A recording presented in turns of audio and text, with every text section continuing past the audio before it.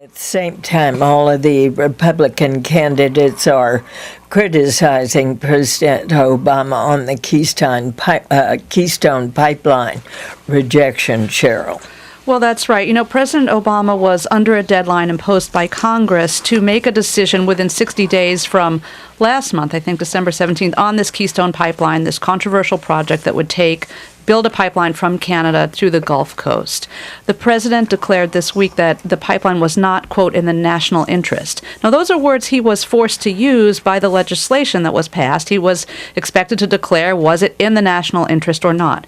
This isn't the end of it, though. The White House has made clear that right now it doesn't feel that this pipeline is ready to go. There's more environmental concerns, but it's clear that it will be revisited. The president told Stephen Harper, the Prime Minister of Canada, that Canada was free to reapply. Some viewed that as quite a slap at Stephen Harper, but nonetheless, the Canadian pipeline company that submitted this application says it will reapply, and we'll hear more of this. And find a different route, Ryan. Exactly. And it's funny, it might not seem like there's a connection between this conversation and the one we were just having about housing, but environmentalists say that if you build this Keystone Pipeline, it's game over for global climate change.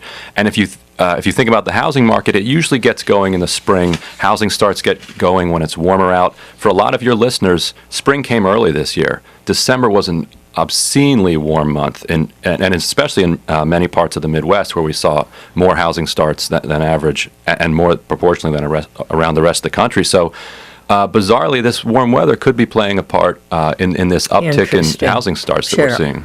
Yeah, I think that's right. Also, I probably should have said that this is a really tough issue for the president, because on the one hand, he's got Republicans hammering him, saying he's a job-killing president, and you have supporters of this pipeline saying it could bring as many as 20,000 jobs. On the other hand, you have a president who is committed to the environmental movement and wants to be the green president, and you've got environmentalists saying this pipeline will be disastrous. So he's kind of between a rock and a hard place, and he's wanted simply to put this thing off until after the election, and that is what he initially tried to do.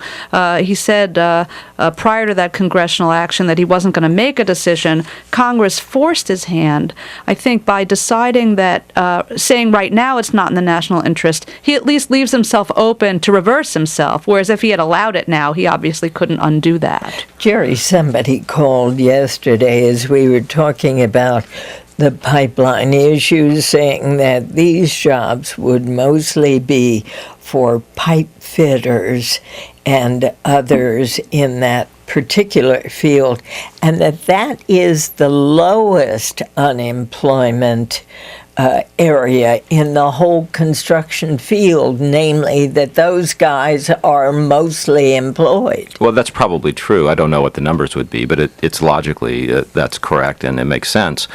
And I'm not sure that the jobs argument is really ultimately the big argument here. I think the big argument is, do you invest, does the nation invest in these kinds of projects in a way that essentially keeps everybody hooked on fossil fuels for a long time to come, or is it time for the government to stop supporting these things as a way to kind of compel the country to move elsewhere in its energy future, which creates jobs someplace else? So that's kind of the Obama view, I think. How much of that issue is going to be in the election? Oh, I think it's going to be a huge election. I mean, Republicans have set it up as a big test, not only of job creation, but again, I think that's the secondary argument. The primary argument is, look, we need energy independence. For now, energy independence comes from fossil fuels.